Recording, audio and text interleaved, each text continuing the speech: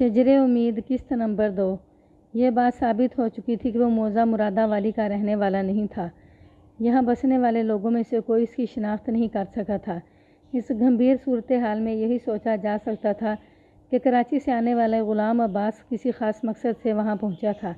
بالفاظ دیگر اس کی موت کھینچ کر اسے وہاں تک لائی تھی۔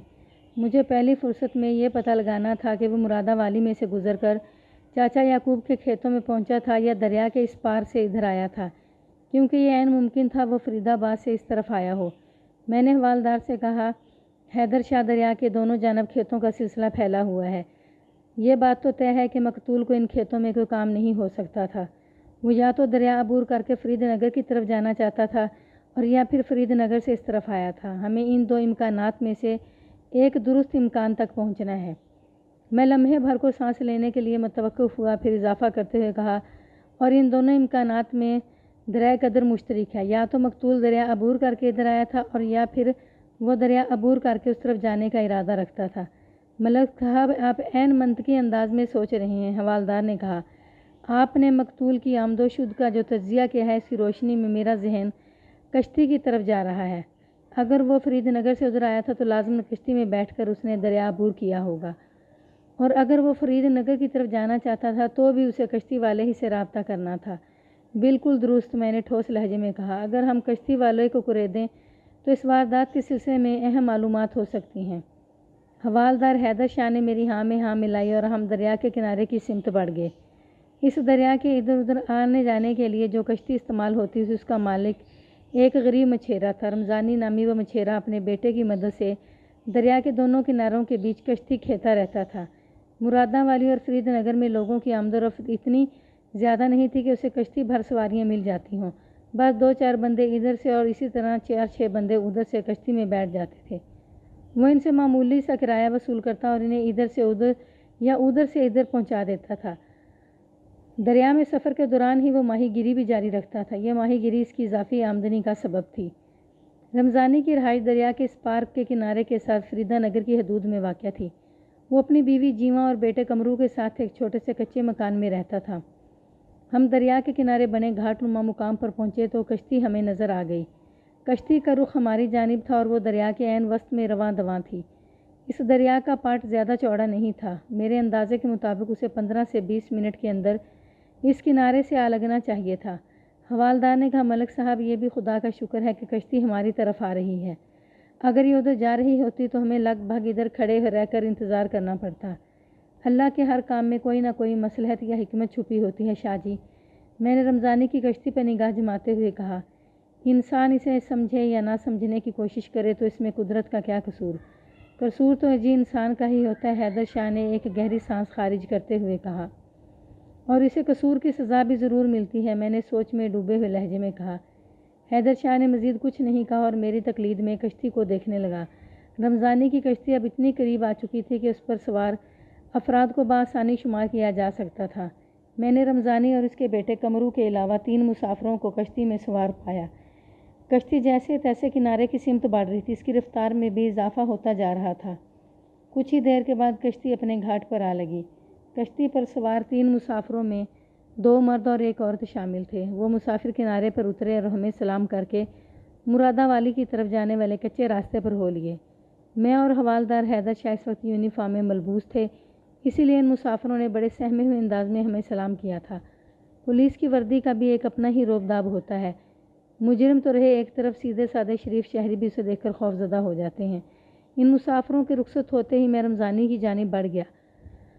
وہ اس وقت گھاٹ پر لگی اپنی کشتی کے ساتھ مصروف تھا۔ ہم پر نگاہ پڑی تو سب کچھ چھوڑ چھاڑ کر وہ ہماری طرف متوجہ ہوتے ہوئے بولا، سرکار آپ دریا کے اس پار جائیں گے؟ اگر ضرورت محسوس ہوئی تو ضرور ادھر بھی جائیں گے۔ میں نے اس کے چہرے کے تاثرات کا جائزہ لیتے ہوئے گول مول جواب دیا، لیکن کوشش یہی ہے مرادہ والی کی حدود میں ہی کام ہو جائے۔ کام؟ اس نے چونک کر مجھے دیکھا۔ ہاں رمضانی، مجھے تم سے ایک چھوٹا سا کام ہے، میں نے ٹھہرے ہوئے لہجے میں کہا۔ سرکار مجھ سے آپ کو کیا کام پڑ گیا، حکم کریں۔ وہ الجھن زدہ انداز میں مجھے دیکھنے لگا۔ حوالدار نے قدرے سخت لہجے میں اسے بتایا، ملک صاحب تم سے ایک شخص کے بارے میں پوچھ گچھ کرنا چاہتے ہیں جس کی لاش کل صبح ادھر کھیتوں میں پڑی ملی ہے۔ بات ختم کرتے ہی حیدر شاہ نے چاچا یعقوب کے کھیتوں کی جانب اشارہ بھی کر دیا۔ ہاں میں نے بھی اس نوجوان کے بارے میں سنا ہے، وہ متعاملانہ انداز میں گردن ہلاتے ہوئے بولا۔ میں اس کی لاش کو تو نہیں دیکھ سکا، لیکن لوگ بتاتے ہیں اس بد نصیب کا نام غلام عباس تھا اور وہ کراچی سے یہاں پہنچا تھا۔ کسی ظالم نے بڑی بے دردی سے کلہاڑی کے وار کر کے اسے موت کے منہ میں پھینک دیا۔ پتہ نہیں یہ اجنبی کون تھا اور کس نے اسے قتل کیا ہے۔ تم تو مقتول کے بارے میں اچھی خاصی معلومات رکھتے ہو رمضانی، میں نے سراہنے والے انداز میں کہا۔ اپنی بات کے اختتام پر تم نے جو 2 اہم سوال اٹھائے ہیں وہ میرے بھی ذہن میں پچھلے 30 گھنٹے سے ہلچل مچا رہے ہیں۔ مقتول مرادہ والی کس لیے آیا تھا، اسے کس نے قتل کیا اور کیوں؟ میں لمحے بھر کو تھما، پھر اضافہ کرتے ہوئے کہا، اور اس کھوج کے سلسلے میں تم میری مدد کرو گے رمضانی؟ میں بھلا آپ کی کیا مدد کر سکتا ہوں مائی باپ؟ وہ دونوں ہاتھ جوڑتے ہوئے بولا، میں اس بد نصیب نوجوان کو جانتا تک نہیں۔ ایک تم ہی کیا، مرادہ والی میں تو کوئی بھی نہیں اسے جانتا۔ میں نے بعد دستور اس کی آنکھوں میں دیکھتے ہوئے کہا، یہ بات ثابت ہو چکی ہے کہ وہ مرادہ والی یا آس پاس کے کسی گاؤں کا باشندہ نہیں تھا۔ پھر وہ متذبذب انداز میں میری طرف دیکھتے ہوئے بولا، میں آپ کی کیا مدد کر سکتا ہوں تھانے دار صاحب؟ میں چند لمحات تک اس کے چہرے پر نمودار ہونے والے تاثرات کا جائزہ لیتا رہا اور مجھے اندازہ ہوا کہ اس کے ذہن میں یا دل میں کوئی چھل فریب نہیں تھا۔ میں نے گہری سنجیدگی سے اسے مخاطب کرتے ہوئے کہا، دیکھو رمضانی، ایک محتاط اندازے کے مطابق مقتول غلام عباس کو 8 دسمبر کی رات کے ابتدائی حصے میں موت کے گھاٹ اتارا گیا ہے، اور جس مقام پر 9 دسمبر کی صبح اس کی لاش دریافت ہوئی ہے وہ دریا کے انتہائی قریب ہے۔ مقتول اس علاقے کا رہنے والا نہیں، لہٰذا یہی سوچا جا سکتا ہے کہ یا تو وہ دریا کے پار کر کے فرید نگر کی طرف جانے کا ارادہ رکھتا تھا اور یا پھر پار کر کے فرید نگر کی جانب سے ادھر پہنچا تھا، اور اس دریا کو عبور کرنے کا واحد ذریعہ تمہاری کشتی ہے۔ تم میری بات سمجھ رہے ہو نا؟ اس نے اس بات میں گردن ہلا دی اور میں نے پوچھا، تم صرف مجھے اتنا بتاؤ گے کہ آیا کہ وہ تمہاری کشتی میں سوار ہو کر فرید نگر سے مرادہ والی پہنچا تھا یا ادھر سے ادھر جانے کا ارادہ رکھتا تھا؟ جناب، ان دونوں میں سے کوئی بھی صورت نہیں ہو سکتی، وہ دو ٹوک انداز میں بولا۔ میں نے پرسوں 8 دسمبر کو پورا دن اس نوجوان کی شکل دیکھی اور نہ ہی وہ میری کشتی میں بیٹھا تھا۔ مجھے تو اس کے بارے میں کل 9 دسمبر کو پہلی مرتبہ پتہ چلا ہے۔ پھر آپ اس قتل کا جو وقت بتا رہے ہیں نا، وہ سانس درست کرنے کے لیے لمحے بھر کو متوقف ہوا، پھر اضافہ کرتے ہوئے بولا، اس وقت تو میری کشتی میں سواری کا سوال ہی پیدا نہیں ہوتا۔ جناب، میں روزانہ صبح 9 ساڑھے 9 بجے اپنے کام کا آغاز کرتا ہوں اور مغرب کی اذان سے پہلے کام ختم کر دیتا ہوں۔ پرسوں بھی سورج غروب ہونے سے پہلے ہی میں نے کشتی کو کنارے پر باندھ دیا تھا۔ آج کل ویسے بھی 5:30 بجے تک مغرب کی اذان ہو جاتی ہے۔ اس شخص کا میری کشتی میں سوار ہونے کا کوئی امکان ہی نہیں بنتا جناب۔ رمضانی ایک معقول بات کر رہا تھا، لیکن یہ ضروری تو نہیں تھا کہ مقتول غلام عباس سورج غروب ہونے کے بعد ہی وہاں پہنچا ہو۔ میں اس کیس کے کسی بھی پہلو کو نظر انداز نہیں کر سکتا تھا، لہٰذا ذرا گھما پھرا کر اس سے پوچھ لیا، رمضانی، یہ ٹھیک ہے تم اس اجنبی مقتول کی شکل نہیں دیکھ سکے، لیکن لوگوں کی زبانی اس کا حلیہ تم تک ضرور پہنچا ہوگا۔ ذرا سوچ کر بتاؤ، پرسوں یعنی 8 دسمبر کے دن کسی وقت وہ تمہاری کشتی میں بیٹھ کر ادھر یا ادھر آیا گیا تھا؟ جناب، جب آپ نے مقتول کے حوالے سے مجھ سے پوچھنا شروع کیا تھا تو میرے ذہن میں یہ آیا تھا کہ آپ ایسا سوال ضرور کریں گے۔ وہ اس بات میں گردن ہلاتے ہوئے بولا، لیکن یقین کریں اس روز وہ اجنبی مقتول کسی بھی وقت میری کشتی میں سوار نہیں ہوا تھا۔ میں گہری سوچ میں ڈوب گیا، پھر خود کلامی والے انداز میں کہا، اس کا مطلب ہے وہ اندھیرا ہونے کے بعد ہی مرادہ والی پہنچا تھا اور دریا کی طرف جا رہا تھا کہ کسی نے اسے قتل کر دیا۔ اس سے یہ بھی ثابت ہوتا ہے کہ اس کا جوانی دشمن پہلے سے ہی گھات لگائے ادھر بیٹھا تھا۔ اسے پکا یقین تھا کہ کراچی سے آنے والا غلام عباس مرادہ والی میں ہی داخل ہونے کے بعد سیدھا دریا کی طرف چلا جائے گا۔ حالات و واقعات سے تو یہی ظاہر ہو رہا ہے جناب، رمضانی نے خیال آرائی کی۔ میں نے مزید 3-4 سوالات میں رمضانی سے 8 دسمبر کی مکمل تفصیل لے لی کہ اس روز اس کشتی میں بیٹھ کر کون کون فرید نگر سے مرادہ والی اور مرادہ والی سے فرید نگر گیا تھا۔ وہ ایک طویل عرصے سے اس دریا میں کشتی بانی اور ماہی گیری کر رہا تھا اور ان دونوں گاؤں کے تقریباً سبھی افراد سے واقف تھا، لہٰذا اس نے مجھے میری مطلوبہ معلومات فراہم کر دیں۔ اس سے یہ بات پایۂ ثبوت کو پہنچ گئی کہ مقتول غلام عباس نے اس کی کشتی میں قدم بھی نہیں رکھا تھا۔ ہم رمضانی کو فارغ کر کے واپسی کے لیے کچے راستے کی طرف بڑھے تو حیدر شاہ نے کہا، ملک صاحب، یہ تو ہو نہیں سکتا کہ غلام عباس خام خواہی منہ اٹھا کر کراچی سے مرادہ والی چلا آیا ہو۔ یقیناً وہ یہاں کسی کام سے کسی سے ملنے ہی آیا ہوگا، لیکن مرادہ والی کے وسنیک اس کو پہچاننے سے انکاری ہیں۔ اس سے یہ ثابت ہوتا ہے کہ وہ مرادہ والی نہیں بلکہ اس سے آگے کہیں جانا چاہتا تھا، اور اس کا دریا کی سمت بڑھنا اس بات کی دلیل ہے کہ وہ فرید نگر جانے کا ارادہ رکھتا تھا۔ میرا خیال ہے وہ جملہ ادھورا چھوڑ کر سانس لینے کے لیے متوقف ہوا، پھر اپنے خیال کی وضاحت کرتے ہوئے بولا، میرے خیال میں اگر ہم اپنی تفتیش کے دائرے کو تھوڑا وسیع کریں تو کامیابی کے امکانات بڑھ جائیں گے۔ میرا اشارہ فرید نگر کی جانب ہے جناب۔ شاہ جی، میں آپ کا اشارہ بڑی اچھی طرح سمجھ رہا ہوں، میں نے اس کے ساتھ ساتھ چلتے ہوئے گمبھیر انداز میں کہا۔ فرید نگر ہی نہیں، میرے ذہن میں فقیر کالونی، بھکھے وال اور سلطان آباد بھی ہیں۔ میں ان چاروں گاؤں کی جانب بندے دوڑانے کا ارادہ رکھتا ہوں۔ انشاءاللہ تھانے پہنچ کر سب سے پہلے یہی کام کروں گا۔ مجھے امید ہے صفدر علی نے اپنا کام مکمل کر لیا ہوگا۔ صفدر علی، حیدر شاہ نے چونک کر میری جانب دیکھا۔ صفدر علی سرکاری فوٹوگرافر کا نام تھا۔ کل مقتول کی لاش کو پوسٹ مارٹم کے لیے بھجوانے سے پہلے میں نے صفدر علی کو بلا کر لاش کے چہرے کے کلوز اپ بنوا لیے تھے اور اس نے وعدہ کیا تھا کہ آج مجھے ان تصاویر کے پرنٹ فراہم کرے گا، اور مجھے یقین تھا جب ہم تھانے پہنچیں گے تو صفدر علی اپنی فوٹوگرافیائی کارکردگی کے ساتھ ہمارا انتظار کر رہا ہوگا۔ میں نے حوالدار حیدر شاہ کو صفدر کے فرائض کے بارے میں تفصیل سے آگاہ کیا تو اس بات میں گردن ہلانے لگا۔ اس کی گردن کی اس باتی جنبش سے میری بات کی تائید ہوئی تھی۔ ہم نے تھانے میں قدم رکھا تو میرا یقین 100% درست ثابت ہوا۔ صفدر علی اپنے کیمرے اور اس کیمرے کی کارکردگی کے ساتھ تھانے میں موجود تھا۔ میں نے فوراً اسے اپنے کمرے میں بلا لیا۔ وہ ایک کرسی کھینچ کر بیٹھتے ہوئے بولا، ملک صاحب، میں نے ایسا کام کیا ہے کہ آپ کا دل خوش ہو جائے گا۔ اتنا کہہ کر وہ اپنے بیگ میں کچھ تلاش کرنے لگا۔ میں منتظر دلچسپی سے اس کے ہاتھوں کی حرکات کا جائزہ لینے لگا۔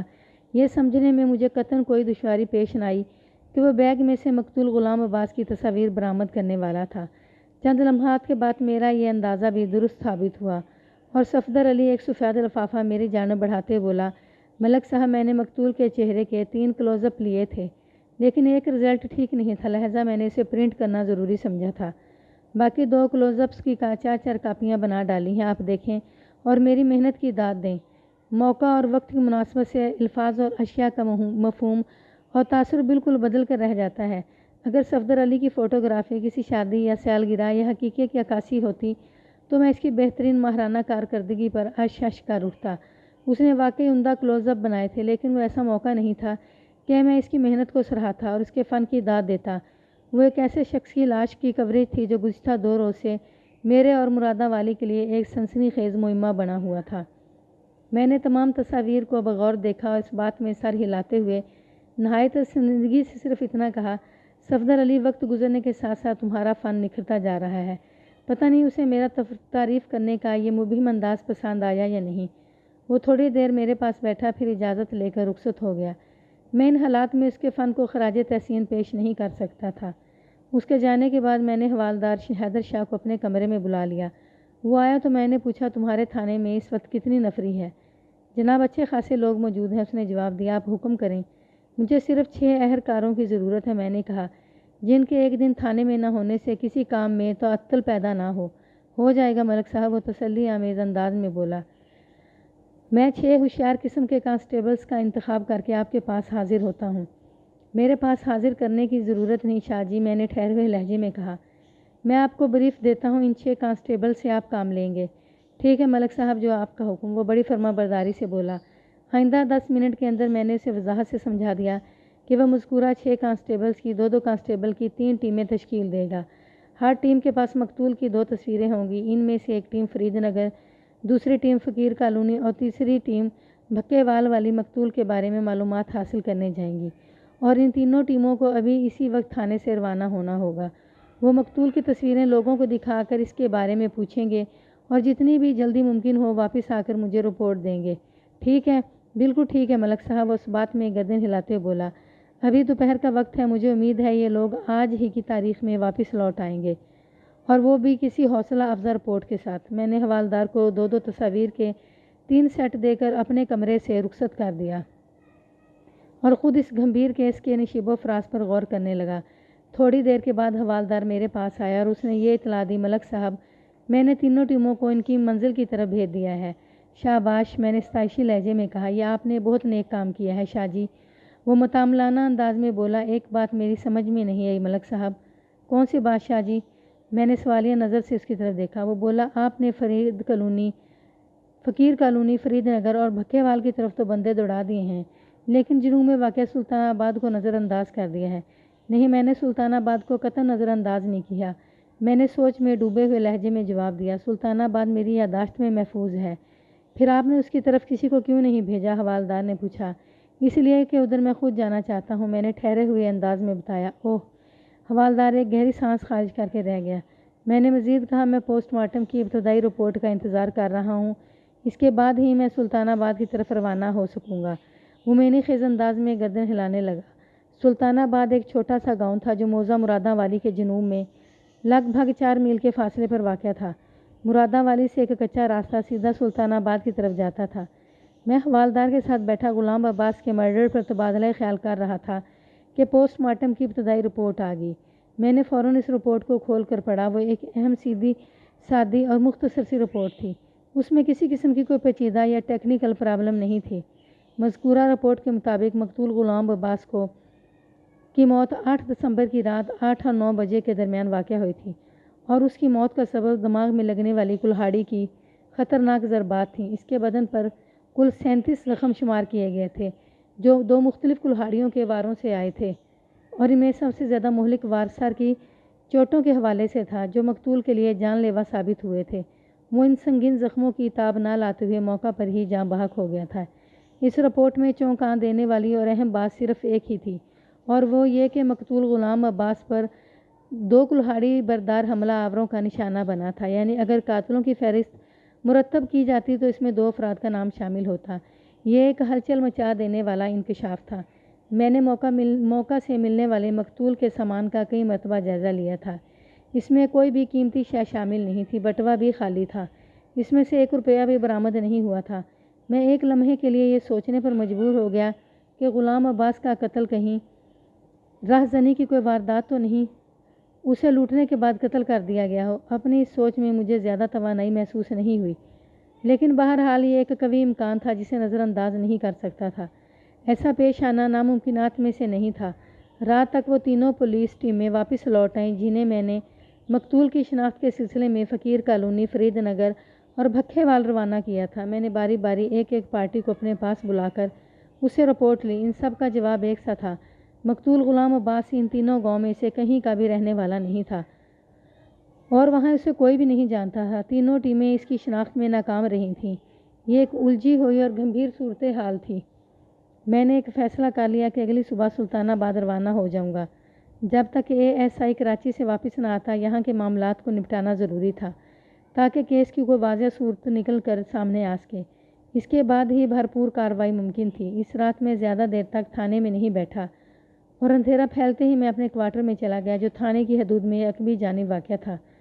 سلطان آباد میرے تھانے سے جنوبی سمت میں واقع تھا، اور موزہ مرادہ والی سے اس کا فاصلہ لگ بھگ 4 میل رہا ہوگا۔ آئندہ روز میں نے کانسٹیبل طفیل کو اپنے ساتھ لیا اور سلطان آباد کی طرف نکل کھڑا ہوا۔ زمانے نے تھوڑا آگے سفر کیا تھا، اور ہم لوگ آمد و رفت کے لیے گھوڑوں سے اتر کر سائیکلوں پر بیٹھ گئے تھے۔ گھوڑے کی پیٹھ اور سائیکل کی سیٹ پر بیٹھ کر سفر کرنے کا الگ الگ مزہ ہے۔ یہ الگ بات کہ دونوں سواریوں میں راحت اور مشقت کے معیار جدا جدا ہیں۔ ہم اپنی اپنی سائیکل پر سوار ہو کر سلطان آباد پہنچ گئے۔ گاؤں میں داخل ہونے لگے تو کانسٹیبل نے مجھ سے پوچھا، ملک صاحب، سلطان آباد چھوٹا سا گاؤں ہے، ہم گھنٹے 1.5 گھنٹے میں اپنا کام نپٹا لیں گے۔ آپ نے اس کام کے لیے اپنے ذہن میں کوئی طریقہ سوچ رکھا ہوگا؟ بالکل، میں نے جواباً قطعی لہجے میں کہا۔ میرے ذہن میں نہایت ہی شاندار منصوبہ ہے، اور میں اسی منصوبے پر عمل کروں گا، اور میرا خیال ہے گھنٹہ 1.5 گھنٹہ تم زیادہ بتا رہے ہو۔ میرے اندازے کے مطابق یہ آدھے گھنٹے سے زیادہ کا کام نہیں۔ واقعی پھر تو آپ کا منصوبہ بہت ہی شاندار ہوگا، کانسٹیبل نے تعریفی انداز میں کہا۔ اس کے بارے میں مجھے بھی کچھ بتائیں، میں نے خیز لہجے میں کہا۔ اس وقت سیدھے چودھری ناظم کی حویلی میں ہم جا رہے ہیں، باقی جو بھی ہوگا اور تم بھی وہیں جا کر دیکھ لینا۔ اس کے بعد کانسٹیبل نے مزید کوئی سوال نہیں کیا۔